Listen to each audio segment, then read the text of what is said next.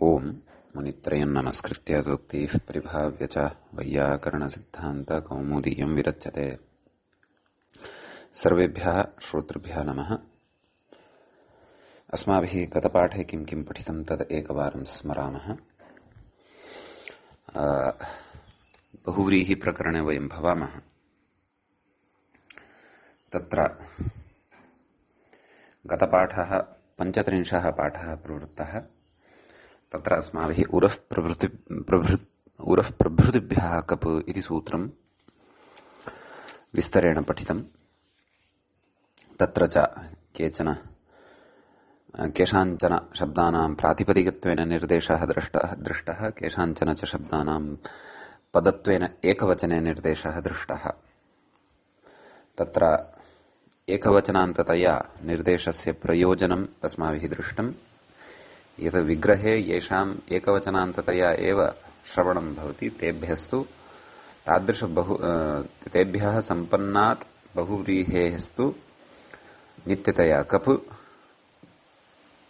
यत्र तु बहुत्वं विग्रहे श्रूयते ततः तु शेषाद् विभाषा इत्यनेन विकल्पेन कप् प्रत्ययः समासान्तः भवति इति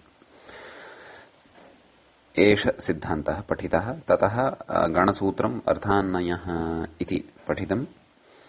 ततः च सूत्रम् अस्माकम् आरब्धम् आसीत् इनः स्त्रियाम् इति।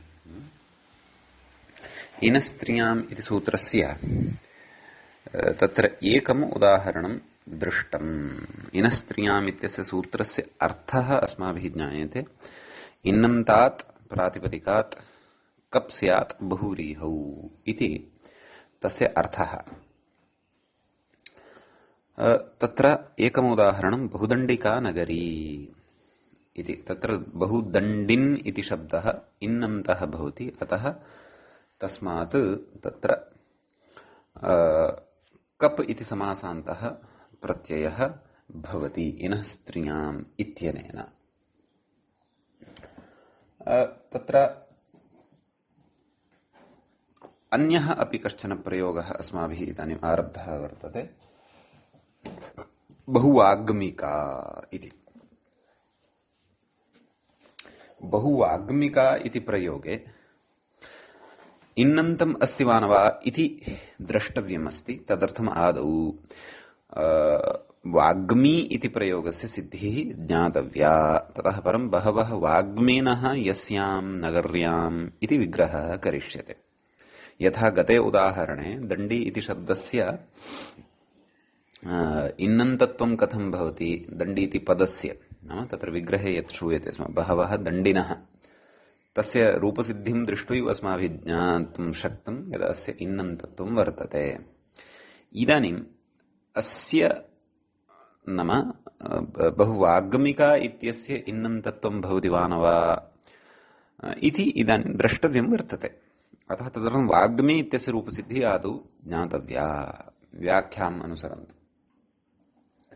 किं कथेति व्याख्याता इति चेत् तत् पश्यन्तु।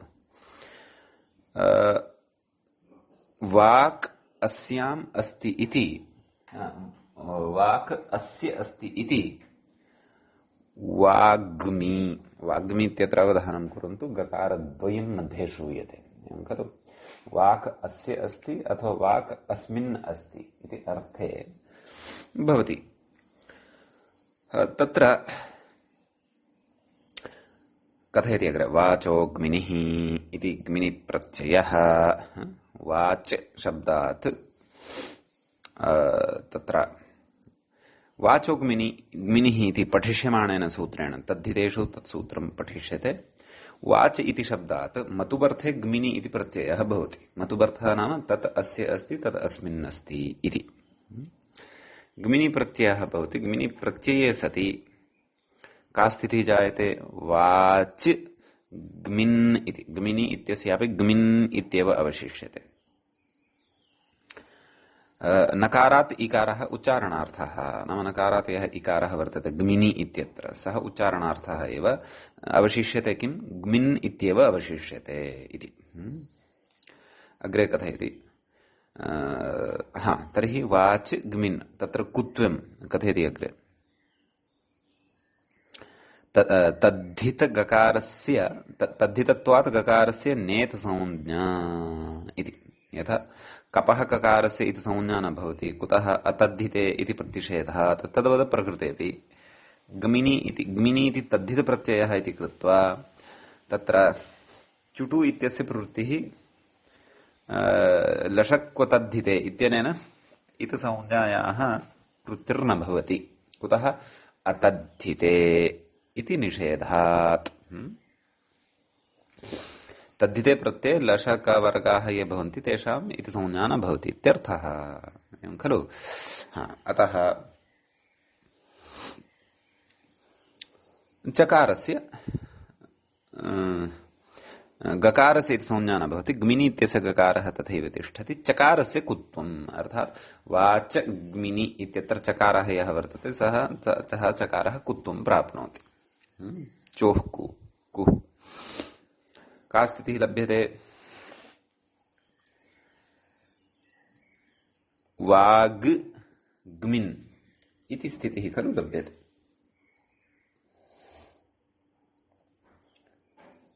ततः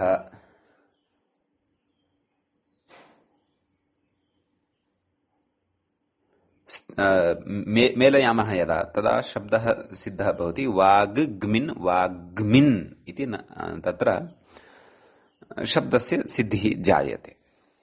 एवं खलु। अस्य वाग्मिन् इत्यस्य अन्ते अपि इन् इति श्रूयते।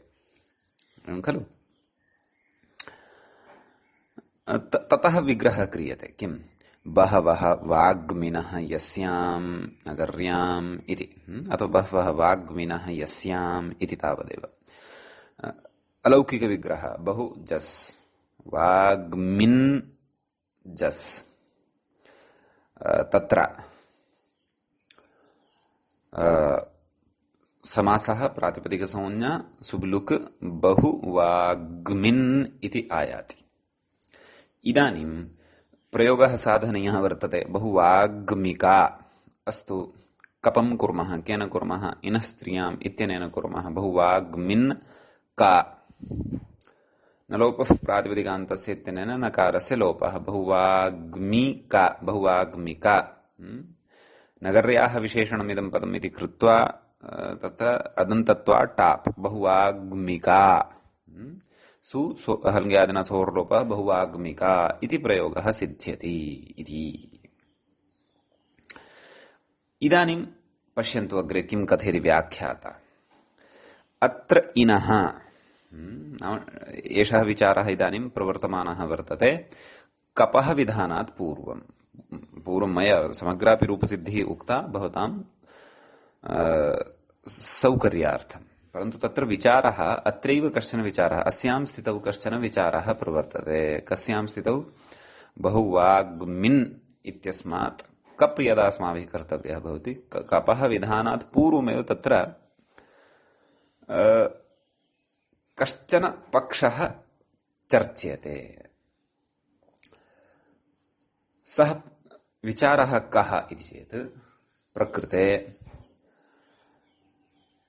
कप् प्रत्ययः विधातव्यः। केन सूत्रेण? इनः स्त्रियाम् इत्यनेन सूत्रेण। तत्र इनः इत्यनेन कः गृहीतः इति चेत् इनि इति प्रत्ययः गृहीतः। इनि इति प्रत्ययस्य अवशिष्यते यः इन्, तत्प्रत्ययान्तात् बहुव्रीहौ कप् इति प्रत्ययः भवति समासान्तः इति खलु अर्थः। यतः सूत्रे इन् इति प्रत्ययः गृहीतः। कः? अत इनिटनौ इत्यस्मात् विहितः इनि इति प्रत्ययः गृहीतः। अन्यत्रापि यत्र क्वापि इनि इति प्रत्ययः विधीयते, तदन्तात् बहुव्रीहौ कप् प्रत्ययः भवति इनः स्त्रियाम् इत्यनेन सूत्रेण। एवं तर्हि इन् इति प्रत्ययः इति कृत्वा प्रत्ययग्रहणे तदन्ताः ग्राह्याः, अथवा प्रत्ययग्रहणे यस्मात् स विहितः तदादेस्तदन्तस्य ग्रहणम्। अतएव अयमर्थः आगतः खलु। कः अर्थः? नाम इन्नन्तात् कप् भवति, इन्नन्तात् बहुव्रीहेः कप् भवति इति। परन्तु समस्या का वर्तते? बहुवाग्मिन् इत्यस्य तु इन्नन्तत्वं नास्ति। अस्य तु ग्मिन्नन्तत्वम् अस्ति। कुतः?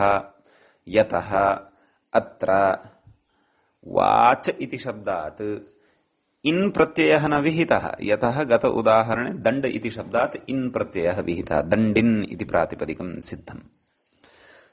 तद्वत् प्रकृते वाच इति शब्दात् इन् इति प्रत्ययः अथवा इनि इति प्रत्ययः न विहितः, परन्तु प्रत्ययः कः विहितः? ग्मिन् इति विहितः।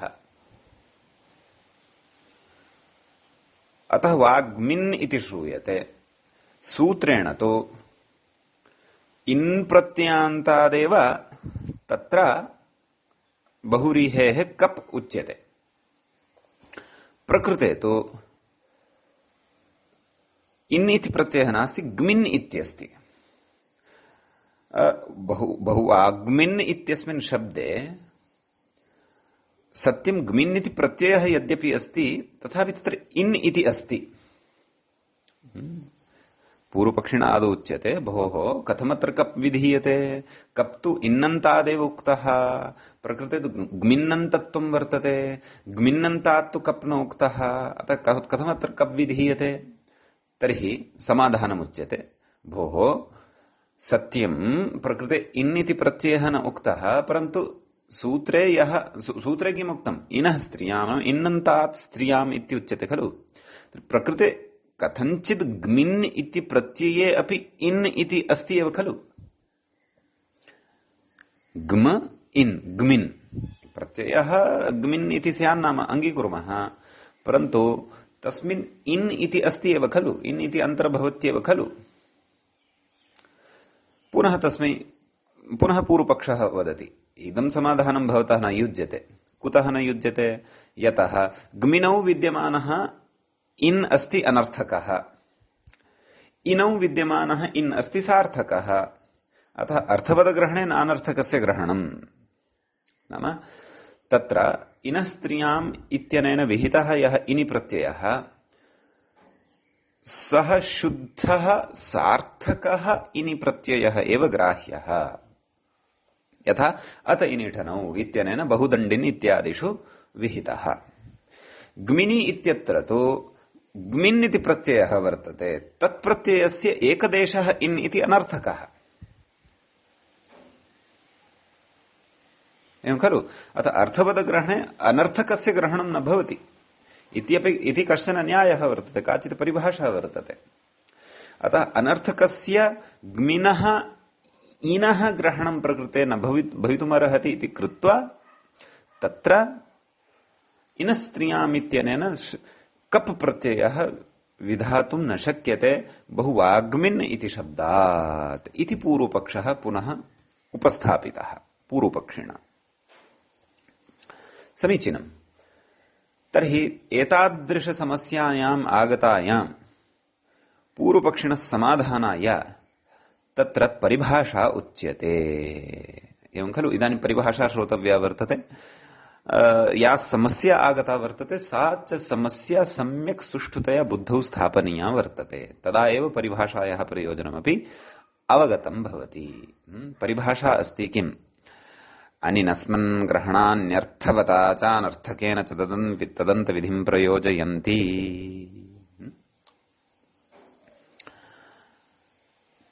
कः अर्थः परिभाषायाः? अनिनस्मन् ग्रहणानि इति एकं पदं वर्तते परिभाषायाम्। अर्थवता, अर्थः अस्य अस्ति इति अर्थवान्, तेन अर्थवता इति तृतीया विभक्तेः एकवचनं वर्तते। अर्थवत् इति शब्दस्य अग्रिमं पदं वर्तते च, तद् अव्ययपदं भवति। ततः अग्रिमं पदं वर्तते अनर्थकेन, न अर्थकेन अनर्थकेन, तृतीयान्तं पदं भवति। ततः अग्रिमं पदं भवति च इति अव्ययपदं भवति। ततः अग्रिमं पदं भवति तदन्तविधिं,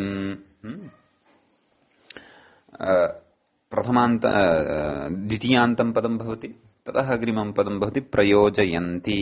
प्रयोजयन्ति इति क्रियापदं वर्तते। प्रउपसर्ग पूर्वक युज धातोः णिजन्तात् धातोः लट्लकारे प्रथमपुरुषे बहुवचने प्रयोजयन्ति इति प्रयोगः भवति इति क्रियापदं भवति इति। विग्रहः द्रष्टव्यः। तत्र अनिनस्मन् ग्रहणानि अस्य विग्रहं पश्यन्तु। अंच इंच अस् च मंच अनिनस्मनः। पुनः वदामि, ध्यानेन पश्यन्तु। अनिनस्मन् ग्रहणानि एतस्य विग्रहः अस्माभिः दृश्यमानं वर्तते। अंच इंच अश्च मंच अनिनस्मनः। अनिनस्मनां ग्रहणम् अनिनस्मनः इत्यत्र इतरेतरयोगद्वन्द्वः। ततः अनिनस्मनां ग्रहणम् अनिनस्मन् ग्रहणम् अनिनस्मनां ग्रहणम् अथवा अनिनस्मनां ग्रहणानि अनिनस्मन् ग्रहणानि ते इति तत्र द्वन्द्वगर्भषष्ठी तत्पुरुषसमासः एवं खलु। तानि अनिनस्मन् ग्रहणानि अर्थवता तृतीयान्तं च अनर्थकेन च तदन्तविधिं प्रयोजयन्ति इति।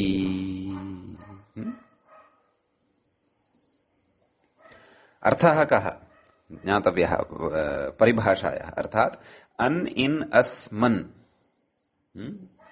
एते ये शब्दाः वर्तन्ते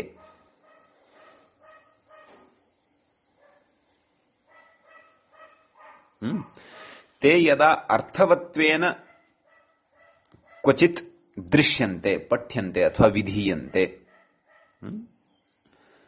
तदा अपि च अनर्थकेन क्वचित् पठ्यन्ते तदापि एतानि अन् इन् अस् मन् इति एतानि तदापि तदन्तविधिं प्रयोजयन्ति। यदा अर्थवत्वेन एतेषां क्वचित् दर्शनं भवति तदा अथवा अनर्थकत्वेन यत्र दर्शनं भवति तत्र अपि एतानि अन् इन् अस् मन् एतेषां ग्रहणं तदापि तत्र तदन्तविधिं प्रयोजयन्ति, नाम तदन्तविधेः विधानं कुर्वन्ति इति परिभाषायाः अर्थः। प्रकृते वयम् अन् इन् अस् मन् इत्येतेषु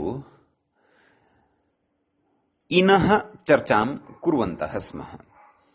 तर्हि पश्यन्तु, यदा तु एषः इन् अर्थवान् दृश्यमानः वर्तते, क्व बहुदण्डिका नगरी इत्यत्र अयम् इन् अर्थवान् अस्ति। कुतः? यतः दण्डशब्दात् तद् अस्य अस्ति इत्यस्मिन् अर्थे विहितः वर्तते इन् इति प्रत्ययः। इनि इति आसीत्, तत्र इकारः उच्चारणार्थकः, इन् इति अवशिष्यते इति वयं जानीमः। अतः सार्थकः सन् सः इन् तत्र तदन्तविधिं प्रयोजयति। अर्थात् प्रत्ययग्रहणे तदन्ताः ग्राह्याः, नाम इन्नन्ताः तत्र गृहीताः भवन्ति। अतः इन्नन्तात् बहुदण्डिन् इत्यस्मात् शब्दात् तत्र कप् इति प्रत्ययः भवति इति। अत्र बहुदण्डिन् इत्यत्र इन् इति सार्थकः वर्तते, अर्थसहितः वर्तते, अर्थवान् वर्तते। इदानीम् आयान्तु बहुवाग्मिन् इत्यत्र। तत्र वस्तुतः अर्थवान् कः इत्येतत् ग्मिन् इति अर्थवान् वर्तते।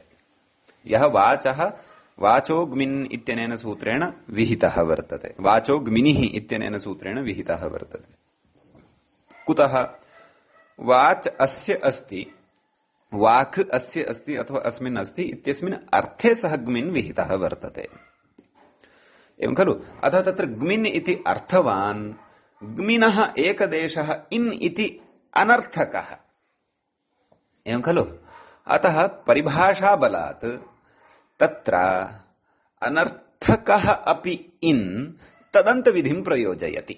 ग्मिनौ ग्मिन् इति प्रत्ययस्य एकदेशः इन् अनर्थकः सन् अपि तदन्तविधिं प्रयोजयति। अथवा तत्र ग्मिनः एकदेशः इन् यद्वर्तते तद् इन् ग्रहणं तत्र नाम इन् ग्रहणम् अपि तत्र अनर्थकरूपम् इन् ग्रहणम् अपि तत्र तदन्तविधिं प्रयोजयन्ति इति। एवं खलु? तर्हि तत्रापि तदन्तविधिद्वारा इनः स्त्रियाम् इत्यनेन सूत्रेण कप् प्रत्ययः सम्भवति। अतः बहुवाग्मिन् का न लोपः बहुवाग्मिका टापादिकं विधाय बहुवाग्मिका इति रूपसिद्धिः पूर्वम् उक्ता एव। अतः एतया परिभाषया तत्र इयं व्यवस्था क्रियते। अनः उदाहरणं यत्र आगमिष्यति तत्र पश्यामः। असः उदाहरणं असन्तस्य उदाहरणं यत्र आगमिष्यति तत्र द्रक्ष्यामः। एवमेव मन्नन्तस्य उदाहरणं यत्र आगमिष्यति तत्र द्रक्ष्यामः। सद्यः इनः व्याजेन अस्माभिः समग्रापि परिभाषा एषा अवगता। अतः एतत् परिभाषा विधान सामर्थ्यात् तत्र बहुवाग्मिन् इत्यत्र इन् इति अनर्थकः अस्ति। अतः अनर्थकात् एतत् बहुवाग्मिन् इति इन्नन्तात् कप् प्रत्ययः न भवितुम् अर्हति इति तु न शङ्कनीयम्। कुतः? अस्माकं सविधे समग्रम् अनुशासनं वर्तते। यद्यपि वचनं सम्यक् एव, पूर्वपक्षिणः एषा शङ्का युज्यते, परन्तु इष्टप्रयोगः खलु अपेक्षितः, बहुवाग्मिका इति प्रयोगः अपेक्षितः खलु, कप् प्रत्ययः तत्र अपेक्षितः खलु। अतः एषः न्यायः उच्यते। कः? अनिनस्मन् ग्रहणान्यर्थवता चानर्थकेन च तदन्तविधिं प्रयोजयन्ति इति। अतः परिभाषायाः स्वारस्य रूपेण व्याख्याता तत्र कथयति। पश्यन्तु, अन्तिमां पङ्क्तिं पश्यन्तु अस्य सूत्रस्य। अत्र इनः अनर्थकत्वेपि, अत्र नाम क्व? बहुवाग्मिन् इत्यत्र अनर्थकत्वेपि अनिनस्मन् ग्रहणान्यर्थवता चानर्थकेन तदन्तविधिं प्रयोजयन्ति इति वचनात् तदन्तस्यापि अत्र ग्रहणम् इति भावः। नाम अनर्थकस्यापि इन्नन्तस्य अत्र इनः स्त्रियाम् इति सूत्रेण कप् विधौ ग्रहणं भवति। एवं अत्र व्यवस्था ज्ञातव्या। अतः बहुवाग्मिका इति प्रयोगः सिद्ध्यति इत्यर्थः इति परिभाषायाः अस्याः भवति प्रयोजनम्। एतावांश्च विषयः एतत् सूत्रगतः भवति। अतः सुष्ठु परिभाषायाः अर्थं च बुद्धौ अवधार्य प्रकृते प्रवृत्तिं कुर्वन्तु। तेन निश्चयेन अयं विषयः स्फुटः भवति। भवतु नाम। एवं तर्हि वयम् इदानीम् अग्रिमं सूत्रं प्रवेक्ष्यामः। अग्रिमं सूत्रं भवति शेषाद्विभाषा इति। यस्य सूत्रस्य प्रवृत्तिः अथवा विचारः अस्माभिः उरः प्रवृत्तिभ्यः कप् इत्यत्र कृतः एव। नाम तत्र द्विबहुत्वविवक्षेतु द्विबहुवचनान्तेभ्यस्तु शेषाद्विभाषा इत्यनेन विकल्पेन कप् भवति। तत् कथं भवति? नाम तत्र विद्यमानं द्वित्वं बहुत्वं च कथं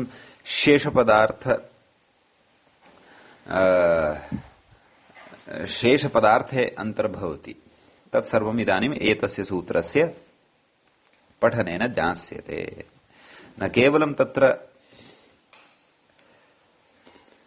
द्वित्वबहुत्वं नाम उरः प्रवृत्तिभ्यः कविति सूत्रे विद्यमानानि यानि प्रथमान्तानि पदानि तानि प्रथमान्तानि विहाय अवशिष्टानि यानि द्विवचनान्तानि न एवं वक्तव्यं।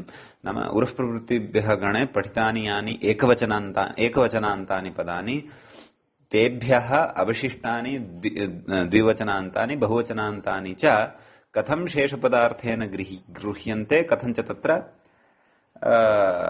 अस्माभिः विकल्पेन कब् विधीयते तत्सर्वम् इदानीं शेषाद्विभाषा इति सूत्रस्य पठनानन्तरं शेषपदार्थस्य च ज्ञानानन्तरं स्पष्टः भविष्यति सः सर्वोऽपि विषयः। न केवलं तेषां द्विवचनान्तानां बहुवचनान्तानाम् एव अत्र ग्रहणम्, इतोपि शेषपदार्थेन तत्र बहुनां ग्रहणं भविष्यति, महान् तत्र विषयः अन्तर्भवति इति भवतु। शेषात् इति पंचमी विभक्तिः एकवचनं वर्तते, विभाषा इति प्रथमान्तं वर्तते, प्रथमा विभक्तेः एकवचनान्तं। तत्र उरः प्रभृतिभ्यः कप् इत्यनेन कप् इति अनुवर्तते। भवन्तः जानन्ति, अष्टाध्यायीक्रममपि स्मरेयुः। इनः स्त्रियाम् इत्यनेन तत्र इत्यस्मात् सूत्रात् परं नद्युरुतश्च इति सूत्रं भवति। तत्तु सूत्रम् अस्माभिः प्रकृते बहुव्रीहि प्रकरणे एव पठितम् अस्ति इत्यपि भवन्तः स्मरन्ति। कस्मिंश्चित् प्रसंगे तस्य प्राप्तौ सत्याम् अस्माभिः निषेधः पठितः आसीत्। कल्याणपञ्चमीकः इत्यत्र नद्युतश्च इति सूत्रं पठितं, तदेव नद्युत्तरपदात् ऋदन्तोत्तरपदाच्च बहुव्रीहेः कप् स्यात् इति। तत्र कल्याणपञ्चमीकः इत्यत्र अस्माभिः नद्यन्तत्वात् तत्र कप् प्रत्ययः कृतः, एवं खलु। तत्र केणः इत्यनेन ह्रस्वप्राप्तिः, न कपि इत्यनेन निषेधः इत्यादि सर्वं भवन्तः स्मरन्ति इति अहं विश्वसिमि। अतः तत्सूत्रम् अस्माभिः बहुव्रीहि प्रकरणे एव तत्र पठितं वर्तते। अतः ततः अग्रिमं सूत्रम् इदानीं शेषाद्विभाषा इति पठ्यमानं वर्तते खलु। तत्र कप् अनुवर्तते, अपि च बहुव्रीहौ इत्यस्य अनुवर्तनं वर्तते, बहुव्रीहौ सक्तक्षणौ स्वाङ्गात् शच इति। अपि च समासान्ताः तद्धिताः ज्ञाप्रातिपदिकात् प्रत्ययः परश्च, एते सर्वेपि अत्र अधिकाराः आयान्ति, अन्तर्भवन्ति इति। अतः सूत्रार्थे अस्ति यत्र कश्चन विशेषः, स च सूत्रार्थः अवधानेन अवधारणीयः, ततः परं सर्वेपि विषयाः स्पष्टाः भवन्ति इति। कथयति व्याख्याता कथं प्रवेशयन् अस्ति इति पश्यन्तु। इतः पूर्वं येभ्यः समासान्ताः विहिताः तेभ्यः अन्यः शेषः इति। नाम शेषाद् विभाषा इति सूत्रात् पूर्वं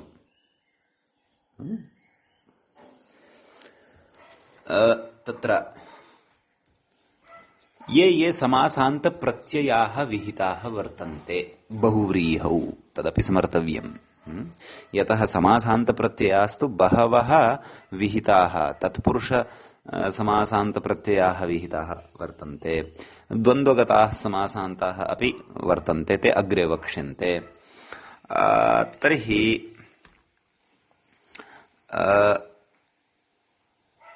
बहुव्रीहौ इतः पूर्वं ये केऽपि समासान्ताः उक्ताः विहिताः वर्तन्ते तेभ्यः अन्यः शेषः भवति खलु।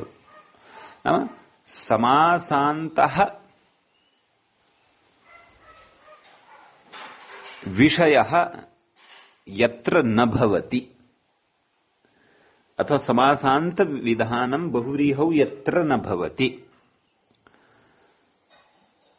यस्मात् बहुव्रीहि शब्दात् न भवति, बहुव्रीहि निष्पन्नात् शब्दात् यत्र न भवति कः समासान्त प्रत्ययः, तादृश बहुव्रीहिः शेषपदार्थे अत्र अन्तर्भवति इति। एवं खलु। तत्र च अस्माभिः एषः विचारः भवन्तः स्मरेयुः यदि नैदुःसुभ्यो हलिसख्योरन्यतरस्याम्, तत्रापि एतत् सूत्रं पठित्वा तत्र पुनः एकवारं दृष्टिं कुर्वन्तु।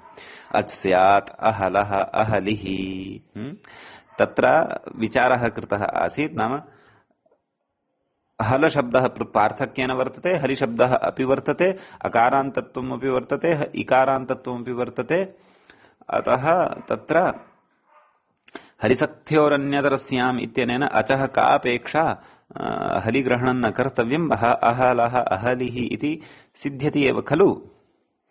अतः तत्र उक्तमासीत् समासान्तत्वात् तत्र कप् यथा न स्यात् तदर्थम् अच् प्रत्ययः कर्तव्यः। समासान्तत्वात् कप् प्रत्ययः न भवति इति अस्माभिः नाम समासान्तत्वात् कप् प्रत्ययः न भवति इति अस्माभिः अग्रे समासान्तत्वं न नाम अच् प्रत्ययान्तत्वात् तदेव समासान्तः अचेव समासान्तप्रत्ययात् समासान्तात् बहुव्रीहेः कप् न भवति इति तदर्थं तत्र अच् प्रत्ययविधानं क्रियते। तद अस्माभिः शेषात् विभाषा इति सूत्रपठनसमये ज्ञास्यते इति तत्र मया उक्तमासीत्।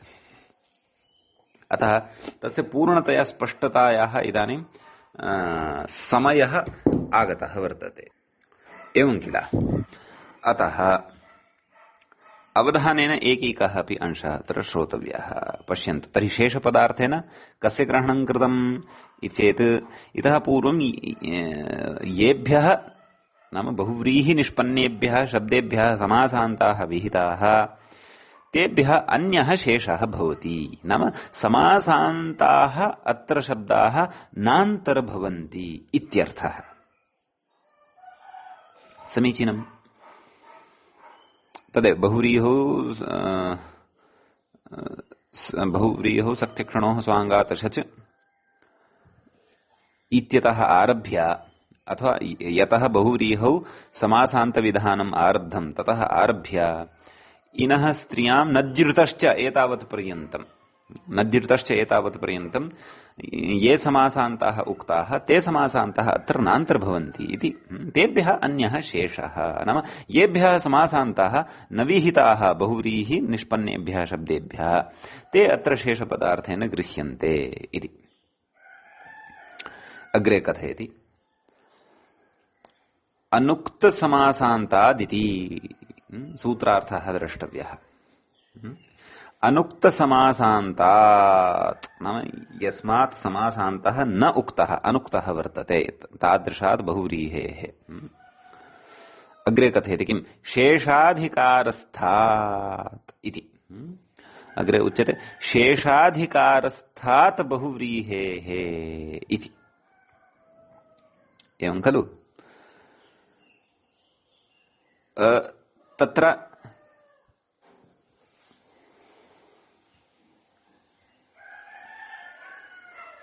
शेषाधिकारस्थात् बहु नाम सः अनुक्तसमासान्तः कीदृशः स्यात् इत्येतत् शेषाधिकारस्थः स्यात्। सः शेषाधिकारस्थात् बहुव्रीहेः। कथयति अग्रे शेषात् इत्यनेन शेषाधिकारस्थात् इत्यपि विवक्षितमिति भावः। सूत्रे प्रकृतसूत्रे शेषात् इति पदेन विषयद्वयं विवक्षितम्। अतीव ध्यानेन श्रोतव्यः अयं विषयः।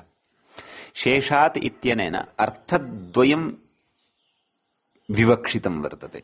एकः अर्थः कः अनुक्तसमासान्तात्। अनुक्तसमासान्तः अत्र शेषः भवति। एवं खलु। तत्र सः विषयः तु अस्माकं स्पष्टः एव। पुनः अग्रे कथयति शेषाधिकारस्थात् इति। नाम सः अनुक्तसमासान्तः शेषाधिकारस्थः भवतु। कः एषः शेषः नाम अत्र कः शेषाधिकारः चर्च्यमानः अस्ति इति अहम् अत्रैव स्पष्टीकर्तुम् इच्छामि भवतां स्पष्टतार्थम्। अग्रे ग्रन्थकारेण तु वक्ष्यते एव, परन्तु भवतां स्पष्टतार्थम् एषः विषयः अत्रैव स्पष्टीक्रियते मया। नाम अनुक्तसमासान्तः बहुव्रीहिः अत्र ग्राह्यः, परन्तु सः अनुक्तसमासान्तबहुव्रीहिः शेषाधिकारस्थः एव बहुव्रीहिः ग्राह्यः। पश्यन्तु भवन्तः अष्टाध्यायीम् एकवारं गच्छन्तु।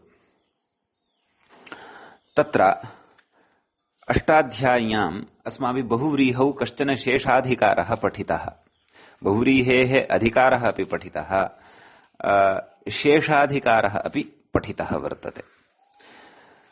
आहत्य अस्माभिः बहुव्रीहिविधायकानि कानि कति सूत्राणि पठितानि, क्रमः कः इति चेत् तत्र पश्यन्तु। अस्माभिः आदौ तत्र अनेकमन्यपदार्थे इति सूत्रं पठितम्।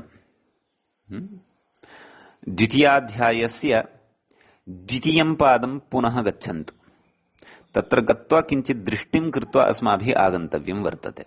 ततः परमेव अत्र उच्यमानस्य विधानस्य अथवा सूत्रस्य स्पष्टीकरणं भविष्यति। कथं क्रमः वर्तते? शेषो बहुव्रीहिः अनेकमन्यपदार्थे संख्यया व्यया सन्नादोराधिकसंख्याः संख्येये दिङ्नामान्यन्तराले तत्र तेनेदमिति स्वरूपे तेन सहेति तुल्ययोगे इति बहुव्रीहि प्रकरणं वस्तुतः आहत्य तत्सम्बद्धं पुंवद्भावविधानं, तन्निषेधविधानं, समासान्तप्रत्ययविधानं, समासान्त तत्र कपः विकल्पविधानं यच्च अस्माभिः अधुना पठ्यमानमेव वर्तते। तत्र पश्यन्तु, शेषो बहुव्रीहिः इत्यतः तत्र पूर्वमुक्तं यदा अस्माभिः बहुव्रीहि समासस्य आरम्भः एव कृतः आसीत्, तत्र भवन्तः स्मरेयुः यत् इदम् अधिकारसूत्रं वर्तते। शेषो बहुव्रीहिः अधिकारोऽयम् इति। तत्रापि मया उक्तमासीत् अयम् अधिकारः क्व यावत् गच्छति इति चेत् चार्थे द्वन्द्वः इत्यतः पूर्वं तत्रापि शेषो बहुव्रीहिः इत्यस्मात् केवलस्य बहुव्रीहिः इत्यस्य एव पदस्य अधिकारः तेन सहेति तुल्ययोगे एतावत् सूत्रपर्यन्तं गच्छति। समीचीनम्। शेषो बहुव्रीहि इत्यस्मात् बहुव्रीहि इति अधिकारः अनेकमन्यपदार्थे इत्यत्र दिङ्नामान्यन्तराले इत्यत्र तेन सहेति तेन तत्र तेनेदमिति स्वरूपे इत्यत्र तेन सहेति तुल्ययोगे इत्यत्र च एतेषु चतुर्षु सूत्रेषु बहुव्रीहि समासविधायकेषु बहुव्रीहिः इत्यस्य अधिकारः भवति। एवं खलु? अतः एव इमानि चत्वारि अपि सूत्राणि यं समासं तत्र विदधति, एवं खलु, तानि सर्वाणि अपि सूत्राणि बहुव्रीहि समासं बहुव्रीहि समासस्य विधानं कुर्वन्ति। बहुव्रीहि विधायकानि तानि सूत्राणि। तत्र अन्यः कश्चन विषयः मया वक्तव्यः वर्तते। तत्र शेषो बहुव्रीहि इति समग्रस्य अपि सूत्रस्य अधिकारः तेन सहेति तुल्ययोगे इति सूत्रं यावत् नास्ति। मन्ये भवतां पुरतः अस्मिन् समये अष्टाध्यायी अपि अस्ति। अष्टाध्यायी क्रमानुसारम् इमानि सूत्राणि भवतां पुरतः वर्तन्ते, बुद्धौ वा पुस्तकरूपेण वा। अतः एव अत्रत्यः विचारः अवगन्तुं शक्यते। सम्बन्धः वर्तते शेषाद् विभाषा। तस्य च सूत्रस्य अर्थावगमने वयं स्मः एतावता। उदाहरणानि तु नारब्धानि सन्ति इतोपि, परन्तु तस्य सूत्रस्य अर्थावगमनाय अधुना एतस्य क्रियमाणस्य विचारस्य अपेक्षा नितान्तं वर्तते। एवं खलु? तर्हि अहं किं वदन्नस्मि? शेषो बहुव्रीहिः इत्यत्र विद्यमानपदद्वयस्यापि अधिकारः तेन सहेति तुल्ययोगे एतावत् पर्यन्तं नास्ति। केवलस्य एकस्य पदस्य अधिकारः, कस्य? बहुव्रीहिः इत्यस्य पदस्य एव अधिकारः तेन सहेति तुल्ययोगे इति सूत्रं यावत् वर्तते इति स्मर्तव्यम्। समीचीनम्। शेषः इति यत् पदं वर्तते, शेषो बहुव्रीहिः इत्यत्र, तस्य अधिकारस्तु केवलम् अनेकमन्यपदार्थे इति सूत्रं यावदेव वर्तते इति अवगन्तव्यम्। इति स्पष्टता बुद्धौ स्थापनीया।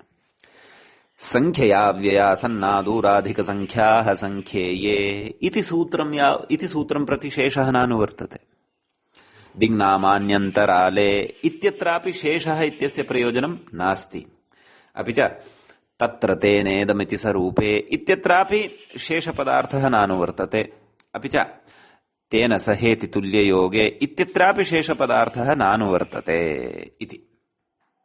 एवं खलु यतः शेषशब्देन तत्र किं बोध्यते इति चेत् अनेकं प्रथमान्तम् इति खलु बोध्यते। तत्र शेषपदार्थेन अनेकं प्रथमान्तम् इति लभ्यते। नाम अनेकम् इति तु अनेकमन्यपदार्थे इत्यत्र अस्ति एव, परन्तु तत्र प्रथमान्तम् इति कुतः लभ्यते इत्येत् शेष इति पदार्थेन लभ्यते। तत्रापि कथं लभ्यते इति अस्माभिः विस्तरेण तत्सूत्रपठनसमये उक्तमासीदेव, तद्भवन्तः स्मरन्ति। नाम तत्र द्वितीया तृतीया चतुर्थी पञ्चमी षष्ठी सप्तमी एवं रीत्या सर्वासामपि विभक्तीनां तत्र विधानम् उक्तं। नाम तासां तत्तद् विभक्तीनां समासविधानं तत्पुरुषसमासे उक्तम् अस्ति। तर्हि यस्याः नामग्राहं विधानं न कृतं, नाम नाम गृहीत्वा विधानं न कृतं, सा विभक्तिः का अवशिष्टा इति चेत् प्रथमा विभक्तिः अवशिष्टा। अतः अनेकं प्रथमान्तम् इति एतादृशः सूत्रार्थः तत्र लभ्यते शेषग्रहणसामर्थ्यात्। एवं किल। एवञ्च ततः अग्रिमं यत् सूत्रम् अस्माभिः पठितं किं संख्यया व्यया सन्नादूराधिक संख्याः संख्येये इति। तस्य अर्थः कः कृतः अस्माभिः? संख्येयया संख्यया अव्ययादयः समस्यन्ते इति अर्थः तत्र कृतः। उदाहरणानि यथा दशानां समीपे ये तिष्ठन्ति ते उपदशाः, एवं रीत्या तत्र विग्रहः कृतः। एवं खलु। तत्र च सर्वात्मना प्रथमान्तत्वमेव भवति इति नास्ति। अतः शेषपदार्थजनितः यः अर्थः सः तत्र नानुवर्तते। एवमेव अग्रे आयान्तु दिङ्नामान्यन्तराले इत्यत्रापि शेषपदार्थस्य अपेक्षा नास्ति, सूत्रेणैव अपेक्षितसूत्रार्थलाभात्। एवमेव अग्रे आयान्तु तत्र तेनेदिमिति स्वरूपे, तत्रापि दण्डैः, तत्रापि कानि उदाहरणानि दृष्टानि? केशेषु दण्डैश्च गृहीत्वा प्रहृत्य वा प्रवृत्तं युद्धम्। अतः तत्रापि प्रथमान्तम् इति अर्थस्य अपेक्षा नास्ति, शेषः इत्यनेन यः अर्थः लभ्यते। एवं तेन सहेति तुल्ययोगे इत्यत्र किम् उक्तं? तुल्ययोगे वर्तमानं सः इति तृतीयान्तेन सह समस्यते इति तत्र उक्तम्। अतः तत्रापि शेषपदार्थद्वारा प्रथमान्तम् इति यः अर्थः लभ्यते इति तत्रापि अपेक्षा नास्ति। अतः शेष इति पदार्थस्य अधिकारः तत्र क्व यावत् भवति इति चेत् अग्रिमं यत् सूत्रं वर्तते अनेकमन्यपदार्थे इत्यत्र एव शेषपदार्थस्य अधिकारः वर्तते, शेषपदस्य अधिकारः वर्तते, नान्यत्र इति विषयः अवगन्तव्यः। सः शेषपदार्थः प्रकृते अपि विवक्षितः। क्व? शेषाद् विभाषा इत्यत्र। तर्हि सूत्रार्थम् अधुना पश्यन्तु। कः सूत्रार्थः उक्तः? अनुक्तसमासान्तात् शेषाधिकारस्थात् इति। एवं खलु। नाम तत्र एतावत्पर्यन्तं यस्मात् तत्र समासान्तप्रत्ययः नोक्तः तादृशात् बहुव्रीहेः इति एकः अर्थः क्रियते। कस्य? शेषात् इत्यस्य, अनुक्तसमासान्तात्। अपरः अर्थः कः कृतः? शेषाधिकारस्थात्, नाम शेषो बहुव्रीहिः इत्यत्र शेषः इत्यस्य अधिकारः यत्रान्तर्भवति तत्र। एवं खलु। तर्हि तत्र शेषो बहुव्रीहेः इत्यत्र शेषाधिकारः अनेकमन्यपदार्थे इत्यत्र एतत् सूत्रं यावत् अस्मिन् सूत्रे अन्तर्भवति। अतः कीदृशः अनुक्तसमासान्तः ग्राह्यः इति चेत् कीदृशः अनुक्तसमासान्तः बहुव्रीहिः ग्राह्यः इति चेत् यः बहुव्रीहिः शेषाधिकारस्थः वर्तते। शेषाधिकारस्थः कः बहुव्रीहिः इति चेत् अनेकमन्यपदार्थे इत्यनेन विहितः बहुव्रीहिः शेषाधिकारस्थः भवति। अतः तादृशः अनुक्तसमासान्तः बहुव्रीहिः अपेक्षितः यः बहुव्रीहिः शेषाधिकारे अन्तर्भवति। तादृशः अनुक्तसमासान्तः बहुव्रीहिः नापेक्षितः यः शेषाधिकारे नान्तर्भवति। सः कः? संख्यया व्यसन्नादूराधिकसंख्याः संख्येये इति, अपि च दिङ्नामान्यन्तराले इति, अपि च तत्र तेनेदमिति स्वरूपे इति, अपि च तेन सहेति तुल्ययोगे। एतत् सूत्रचतुष्टयेन विहितः बहुव्रीहिः शेषाधिकारे नान्तर्भवति। अतः सः अत्र न ग्राह्यः। अतः अनुक्तसमासान्तः स एव ग्राह्यः यः शेषाधिकारस्थः वर्तते बहुव्रीहिः इति कथयति। नाम शेषात् इत्यनेन व्याख्यातुः पङ्क्तिं पश्यन्तु पुनः। शेषाद् इत्यनेन शेषाधिकारस्थात् इत्यपि विवक्षितम् इति भावः। नाम शेषो बहुव्रीहिः इत्यत्र शेषः इति अधिकारः उक्तः, तदधिकारस्थः अपि विवक्षितः। तदधिकारस्थः बहुव्रीहिः एव प्रकृते अनुक्तसमासान्तः ग्राह्यः इत्यपि विवक्षितम् इति भावः। एवं खलु? अधुना अत्र एका शङ्का बुद्धौ स्थापनीया, कश्चन पूर्वपक्षः बुद्धौ स्थापनीयः। तस्य स्पष्टता तु अग्रे भविष्यति। सः पूर्वपक्षः कः इति चेत्,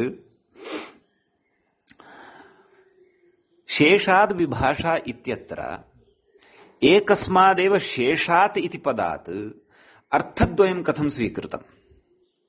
नाम अनुक्तसमासान्तात् इत्यपि एकम् अर्थं भवन्तः वदन्तः सन्ति। अपरः अर्थः शेषाधिकारस्थात्, नाम शेषो बहुव्रीहिः इत्यत्र शेष इत्यस्य अधिकारः यः वर्तते अनेकमन्यपदार्थे, सः अधिकारः, सः शेषाधिकारस्थात् इत्यपि अर्थः प्रकृते एकस्मादेव शेषात् इति पदात् कथं भवद्भिः स्वीक्रियमाणः वर्तते इति कश्चन पूर्वपक्षः अपि अधुनैव बुद्धौ स्थापनीयः, बुद्धेः एकस्मिन् देशे स्थापनीयः। अस्य अचिरेण एव प्रकृते तत्र मूले एव ग्रन्थकारेण स्पष्टता करिष्यते। अस्य पूर्वपक्षस्य उत्तरपक्षत्वेन समाधानं मूले एव करिष्यते। परन्तु सद्यः एव तस्य बुद्धौ स्थापनं भवतु, तस्य बीजोत्पादनं भवतां बुद्धौ मया कृतं। कुतः? अग्रे पठिष्यमाणस्य विचारस्य पूर्णतया स्पष्टता यथा स्यात् तदर्थम्।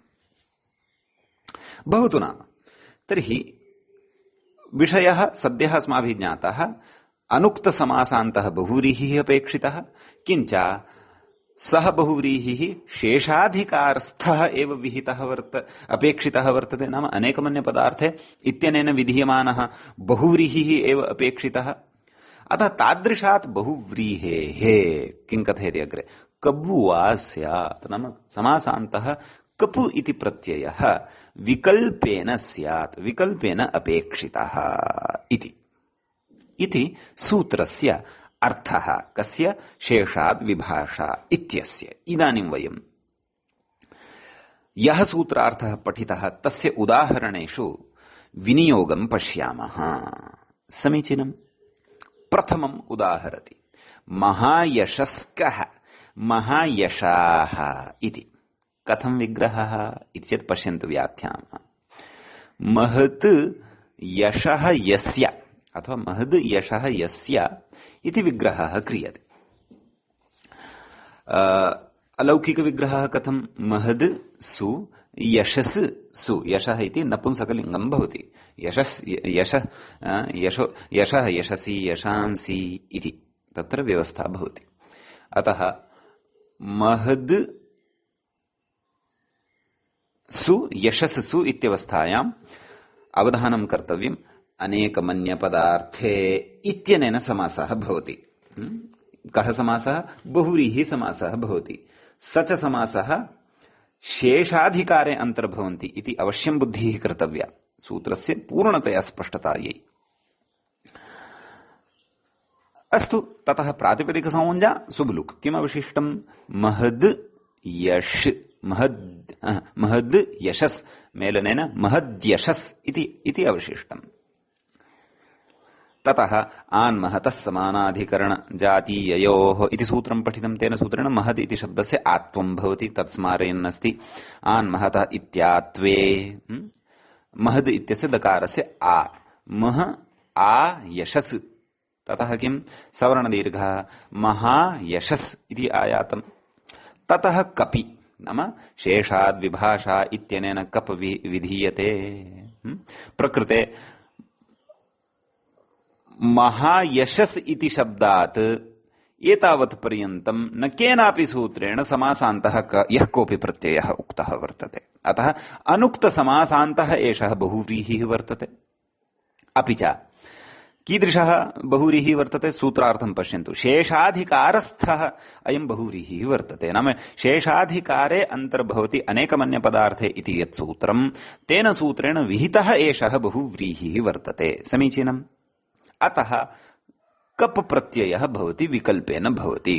का स्थितिः आयाता? तत्र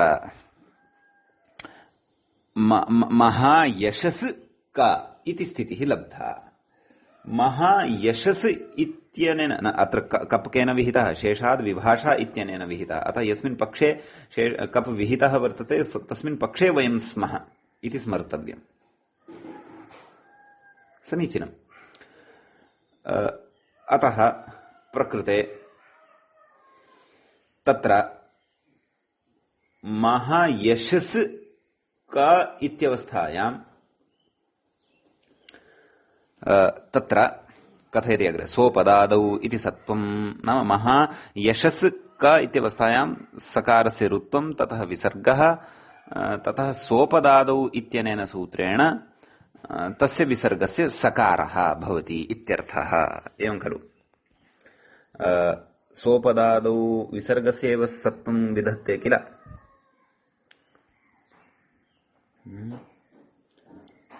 इति एकवारं तस्य सूत्रार्थं स्मरामः तर्हि स्पष्टः भवति विषयः।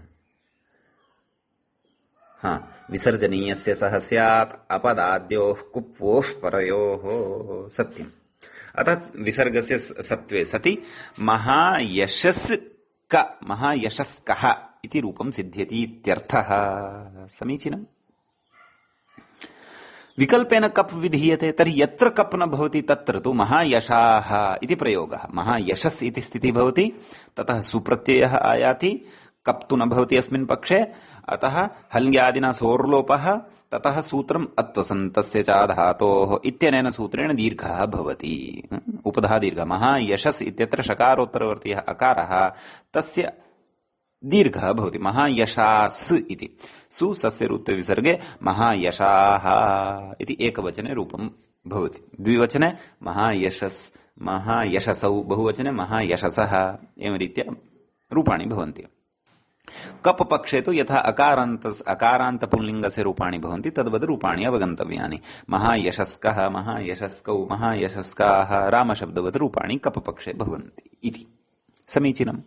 तर्हि पश्यन्तु, अस्माभिः दृष्टं महायशस् इति शब्दः अनुक्तसमासान्तः, नाम इतः पूर्वं तस्मात् यः कोऽपि समासान्तप्रत्ययः नोक्तः वर्तते, किञ्च तत्र यः बहुव्रीहिः वर्तते सः बहुव्रीहिः शेषाधिकारस्थः अपि वर्तते। अनेकमन्यपदार्थे इति बहुव्रीहिविधानं शेषाधिकारस्थं भवति इति कृत्वा प्रकृते विकल्पेन कप विधानद्वारा महायशस्कः, महायशाः इति रूपद्वयं लब्धम्। समीचीनम्। इदानीं प्रत्युदाहरणानि उपस्थाय इतोपि सूत्रार्थम् अस्माकं कृते अथवा सूत्रप्रयोजनम् अस्माकं कृते स्फुटतया बोधयन्नस्ति अग्रे ग्रन्थकारः। पृच्छति। किं पृच्छति? अनुक्त इत्यादि किम्? नाम अनुक्तसमासान्तात् इति किमर्थम् उच्यते? नाम शेषपदार्थेन अनुक्तसमासान्तानां ग्रहणं किमर्थं कृतम्? इति चेत् स्पष्टम् अस्ति। नाम यत्र समासान्तप्रत्ययः पूर्वम् उक्तः इतः पूर्वं तत्र कप् न, तत्र कप् प्रत्ययः न इति अर्थः। तर्हि तादृशं किम् उदाहरणम् इति चेत् कथयति किम्, व्याघ्रपात् इति। कथं तत्र व्याघ्रपात् इति शब्दः अस्माभिः पठितः एव वर्तते। व्याघ्रपादौ इव पादौ यस्य सः व्याघ्रपात् व्याघ्रपाद् इति रूपे पठिते अस्माभिः पूर्वं। तत्र पादस्य लोपो हस्त्यादिभ्यः इत्यनेन सूत्रेण तत्र व्याघ्रपाद इत्यस्य शब्दस्य समासान्तः लोपः उक्तः इति उक्तसमासान्तः अयं। तत्र समासान्तकार्यं किं, लोपकार्यम् उक्तं वर्तते। तर्हि लोपस्य अदर्शनत्वात् कथं समासान्तत्वम् अवगम्यते इति चेत् कथ्यते अग्रे, स्थानिद्वारा लोपस्यापि समासान्तत्वात्। एवं खलु, लोपः कस्य कृतः, पादशब्दस्य खलु कृतः। पादे अपि विद्यमानस्य अन्त्यस्य अकारस्य लोपः भवति समासान्तः इति अधिकारबलात्। वस्तुतः लोपः तु कस्य उक्तः, पादस्य उक्तः। अतः स्थानी वस्तुतः अत्र पाद इति शब्दः, तत्रापि विद्यमानः अकारः। अतः स्थानिद्वारा नाम स्थानिवद् भावद्वारा प्रकृते समासान्तत्वम् अस्ति एव, कस्य, लोपस्यापि। अतः एषः उक्तसमासान्तः बहुव्रीहिः वर्तते।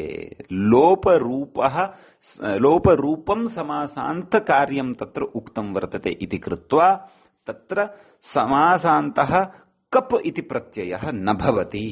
अतः व्याघ्रपात् इत्येव भवति इत्यर्थः। कप् एव न भवति तर्हि तस्य विकल्पोऽपि कुतः उपस्थितः शेषाद् विभाषा इत्यनेन। समीचीनम्।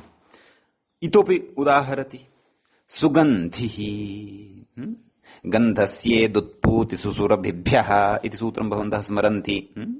इति कृतसमासान्तोऽयम्, तेन प्रकृते समासान्तः इत् इति इद् विधानं कृतमासीत् इति भवन्तः स्मरेयुः। तत्र विस्तरेण अस्माभिः तस्मिन् सूत्रे विचारः कृतः आसीत्। तत्र वार्तिकम् अपि पठितम् आसीत्। गन्धस्य त्वेतदेकान्तग्रहणम् इति वार्तिकमपि पठितम् आसीत्। अतः सः सर्वोऽपि विषयः भवतां बुद्धौ अस्ति एव। अतः प्रकृतेऽपि समासान्तविधानं पूर्वम् उक्तं वर्तते। उक्तम् अस्ति इति कृत्वा प्रकृतेऽपि समासान्तः कप् प्रत्ययः न भवितुम् अर्हति। यतः अस्य सुगन्धि इति शब्दस्य उक्तसमासान्तत्वं वर्तते। कप् प्रत्ययस्तु अनुक्तात् समासान्तादेव विधीयते इत्यर्थः। एवं किल। तर्हि अग्रिमम् इतोपि उदाहरणं ददाति। किम्, प्रियपथः। प्रियः पन्थाः यस्य, अत्रापि समासान्तप्रत्ययः उक्तः वर्तते। केन, ऋक्पूरब्धूः पथामानक्षे इति अग्रे पठिष्यते। सूत्रम् इदं सूत्रम् अग्रे पठिष्यते।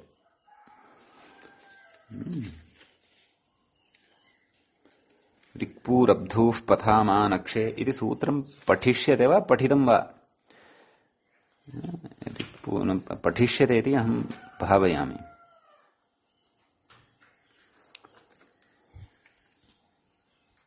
सत्यम्, इदम् अग्रे पठिष्यते। सर्वसमासान्तप्रकरणे इदं सूत्रं पठिष्यते। किम्, ऋक्पूरब्धूः पथामानक्षे, अत्र बहुव्रीहिः एव अस्ति। क्व, प्रियपथः, प्रियः पन्थाः यस्य नगरस्य अथवा यस्य देशस्य, सः देशः प्रियपथः देशः इति। सर्वसमासान्तप्रकरणे ऋक्पूरब्धूः पथामानक्षे इति अस्माभिः अग्रे पठिष्यते। परन्तु अष्टाध्याय्याः क्रमे तु सः समासान्तः अ इति प्रत्ययः, ऋक्पूरब्धुः पथामानक्षे इत्यनेन अ इति प्रत्ययः विधीयते। सः समासान्तः प्रत्ययः इतः पूर्वं पठितः वर्तते। कथं, शेषाद् विभाषा इति सूत्रात् पूर्वं पठितः वर्तते। कौमुद्यां तु सर्वसमासान्तप्रकरणे अग्रे पठिष्यते। अत्र तु इतः पूर्वं सः समासः अष्टाध्यायीक्रमे तु इतः पूर्वं नाम शेषाद् विभाषा इति सूत्रात् पूर्वं सः समासान्तः प्रत्ययः पठितः भवति। अतः प्रियपथः इत्यत्रापि कथं भवति तत्र प्रियः पन्थाः यस्य सः प्रियपथः अलौकिक विग्रह प्रियसु पथिन्सु पथिन् इत्यत्र तत्र पथिन् इति नकारान्तः शब्दः प्रियपथिन् तत्र टिलोपः भवति पथिन् इत्यत्र इन् भागस्य लोपः भवति प्रियपथ प्रियपथः इति सिद्ध्यति। अतः अस्य प्रियपथ इति शब्दस्य अनुक्त समासान्तत्वं नास्ति अर्थात् उक्त समासान्तत्वम् अस्ति। अतः कृत्वा प्रकृते कप् इति प्रत्ययोऽपि न भवति। समीचीनम्।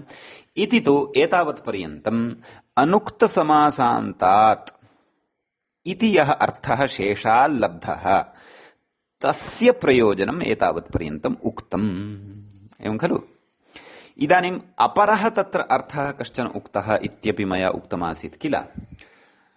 कः अर्थः उक्तः इति चेत् शेषाधिकारस्थात् नाम सः अनुक्तसमासान्तः बहुव्रीहिः शेषाधिकारस्थः एव भवतु नाम अनेकमन्यपदार्थ इत्यनेन एव विहितः भवतु न तु संख्यया इत्यादिभिः सूत्रैः विहितः भवतु। तस्मिन् विषये वयम् अग्रिमे पाठे विचारयिष्यामः। एतावत्पर्यन्तं कृतं विचारं भवन्तः बुद्धौ स्थापयन्तु। ततः अग्रे एतत् सूत्रगतः विचारः इतोपि अवशिष्टः वर्तते तद्वयम् अग्रे विचारयिष्यामः। अत्रैव अद्य मङ्गलम् मुनित्रयं नमस्कृत्य तदुक्तिः परिभाव्य च वैयाकरणसिद्धान्त कौमुदीयं विरच्यते। सर्वेभ्यः श्रोतृभ्यः नमः।